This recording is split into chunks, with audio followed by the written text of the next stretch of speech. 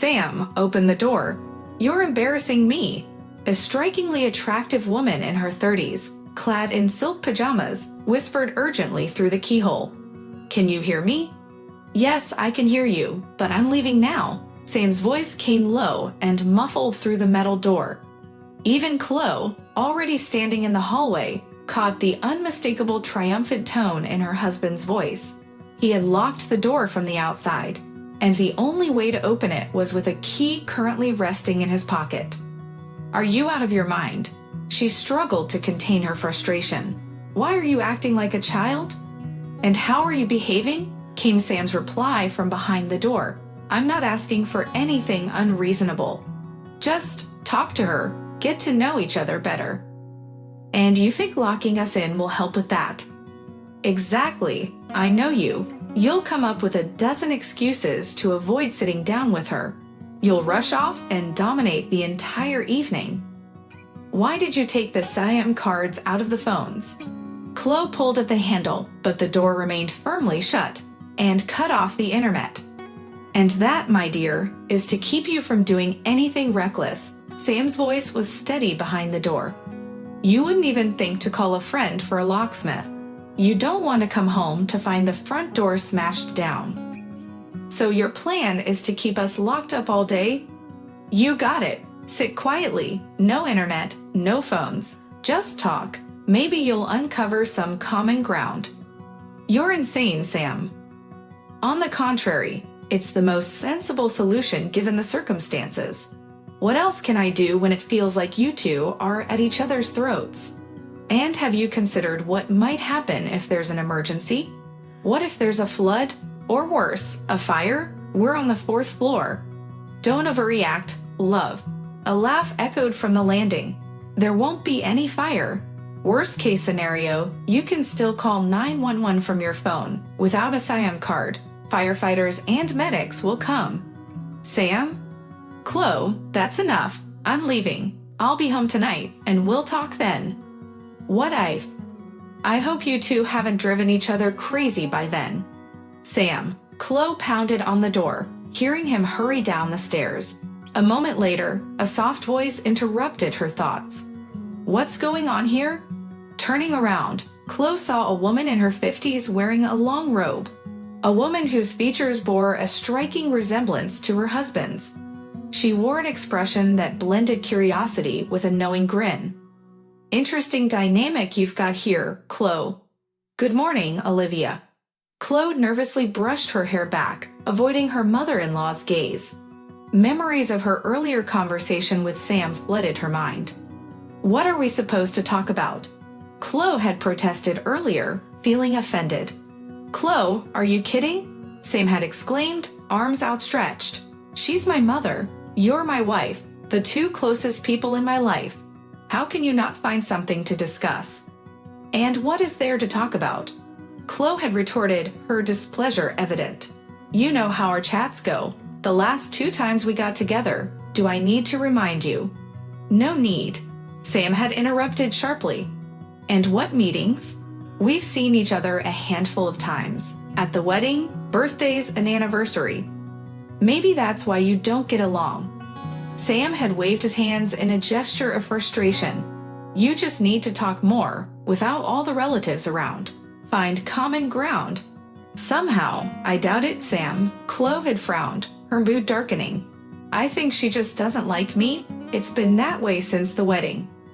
"Everyone was just tense at the wedding," he had insisted. "I'm tense now. You're inviting your mother to our house, and what kind of shape is our place in?" "What do you mean?" Sam had asked, clearly confused. "Our walls are peeling." She pointed to a noticeable scuff in the hallway. "I've asked so many times for us to change the wallpaper. I even bought it already. I do it myself, but these things require teamwork. We need to spread it, carry it upstairs." "Oh, come on." Sam had brushed her off. "I'm swamped with work. You know how busy things are for us right now. And besides, you could find a day or two if you really wanted to, instead of inviting your mother." "So she's at it again." Sam interrupted Chloe's protest. "We'll discuss the repairs later." Right now, listen to me. We're spending the next 2 days together. You need to start communicating properly. We start tomorrow morning." "No, I can't tomorrow morning." Chloe frowned, desperately trying to defend herself. "I have shopping planned, and I wanted to get a pedicure." "You can skip the pedicure," Sam snapped, "but next time." The sound of the doorbell cut him off. "Oh," he raised a finger triumphantly. "Here she is." He stepped towards the metal door with a grin. "Too late for excuses, love."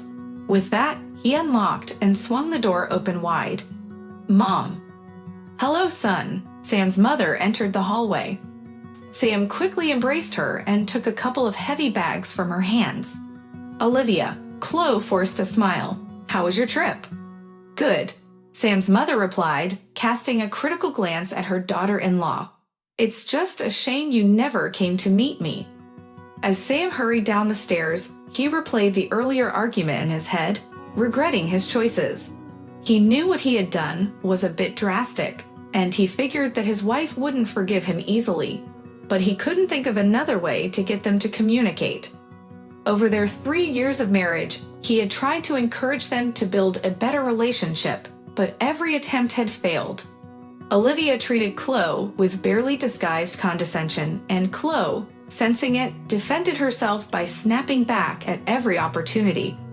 The tension was unbearable, prompting Sam to lock them both in today, hoping it might finally help bridge the gap between them. Later that day, while sorting through documents at the office, he kept glancing at his phone. His wife couldn't contact him, he'd made sure of that, but his mother's phone was working. If anything had gone wrong between them, she would have called. Yet there were no calls, suggesting that things were at least tolerable for now. As the workday came to a close, Sam hurried to finish up but hesitated before heading home. Something whispered in the back of his mind that it was too soon. Perhaps his mother and Chloe were making progress, and he didn't want to disrupt that. If he interfered, his plan could fall apart, and it might be a long time before he'd have another chance to mend things between them. Instead, he got in his car and spent another 3 hours driving around the city, wandering through stores and browsing, but his mind was preoccupied with thoughts of what awaited him at home. Finally, as the clock edged towards 10, Sam walked into the entrance of their building.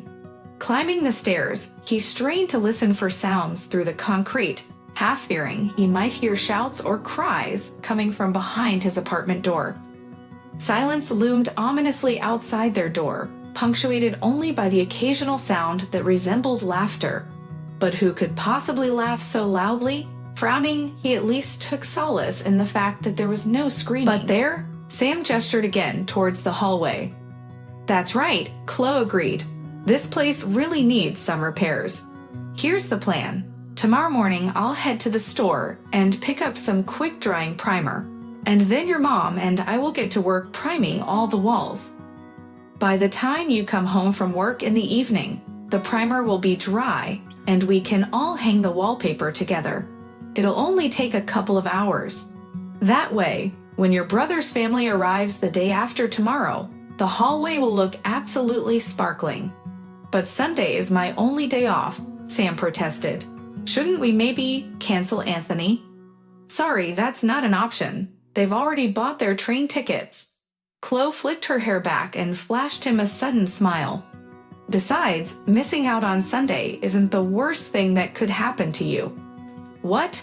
Not the worst?" Sam tensed again, sensing trouble. "Nope. Before we can even apply the primer, all the wallpaper has to come down.